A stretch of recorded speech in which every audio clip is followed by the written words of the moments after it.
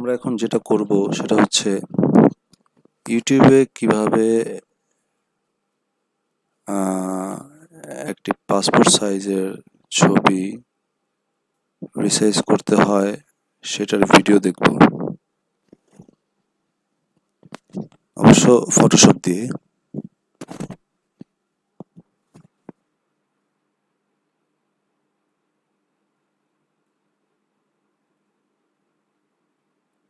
প্রথমে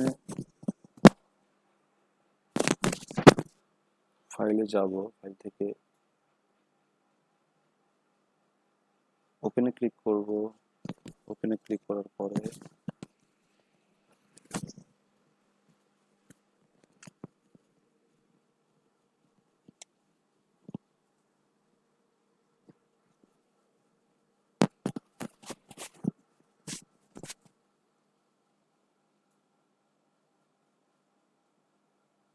নির্ধারিত জায়গা থেকে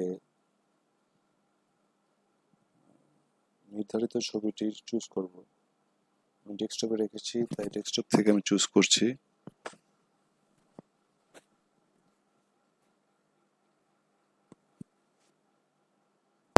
ওপেন, এন্টার প্রেস করলাম।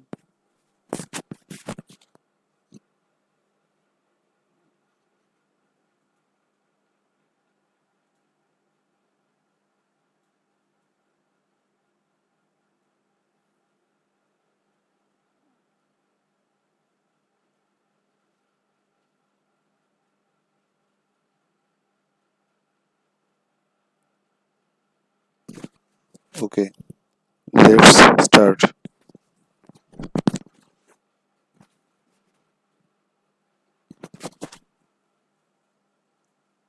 ফার্স্টে ছবিটা সাইজ করে নেব, সেই জন্য আমরা যাব ক্রপ টুলে।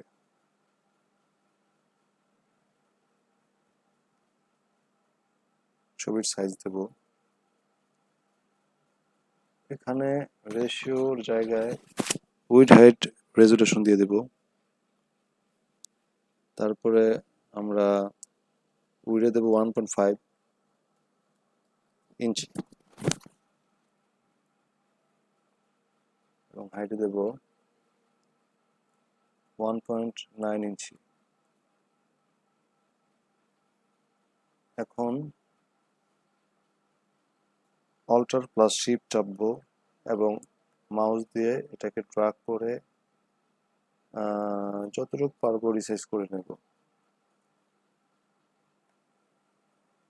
ছবিটি নির্ধারিত জায়গায় রাখবো। অ্যাকচুয়ালি পাসপোর্ট সাইজ ছবি যখন আমরা বানাবো তখন আমাদের খেয়াল রাখতে হবে যাতে, এবার ইয়েস চাপবো, মানে স্টিক চিহ্ন ক্লিক করবো অথবা ইন্টার চাপবো। আমাদের খেয়াল রাখতে হবে যাতে শোল্ডার গুলো থেকে মাপ নেওয়া হয়। ওকে, হয়ে গেল আমাদের পাসপোর্ট সাইজের ছবি রিসাইজ করা। আরেকটা জিনিস যেটা হচ্ছে রেজুলেশন সবসময় 300 দিয়ে রাখবো আমরা। ব্যাস, ইন্টার।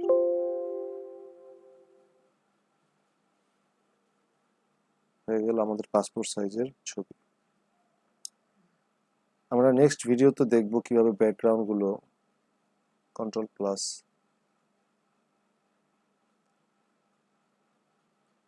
আবারও বড় হচ্ছে, কন্ট্রোল মানে ছোট হচ্ছে, কিভাবে আমরা নেক্সট ভিডিওতে ব্যাকগ্রাউন্ড কাটার, ছবির পিছনে যে ব্যাকগ্রাউন্ড রিমুভ করার ভিডিওগুলো আমরা পাবো। সো ওয়ারিড হওয়ার কিছু নাই, ভিডিও দেখবো, কাজ শিখবো, কাজ করব, এটাই। That's it.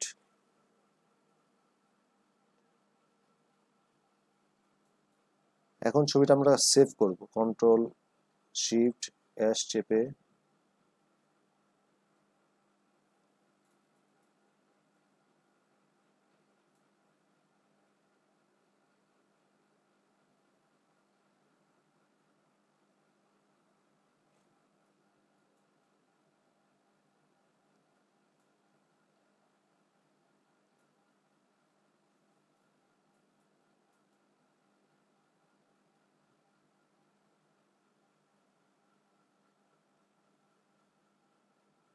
এখানে ডেস্কটপে সেভ করব ছবিটাকে নাম দেব, ছবিটার একটা নাম দিয়ে দেবো আমরা, যে কোনো নাম, যে কোনো এ, ব্যাস, দ্যাটস এনাফ। এখানে জেপিজি ফরম্যাটটা আমরা সিলেক্ট করে দেবো, জেপিজি যদিও বাই ডিফল্ট দেওয়া আছে, আমি আর দিচ্ছি না। আমি সেভ বাটনে ক্লিক করব, হয়ে গেল সেভ আমাদের পাসপোর্ট সাইজের একটি ছবি। ও, এখানে আমরা কোয়ালিটিটা লার্জ করে দেবো, লার্জ ফাইল করে দেবো, এবং কোয়ালিটি সবসময় 12 রাখবো, হাই। ওকে, বাস।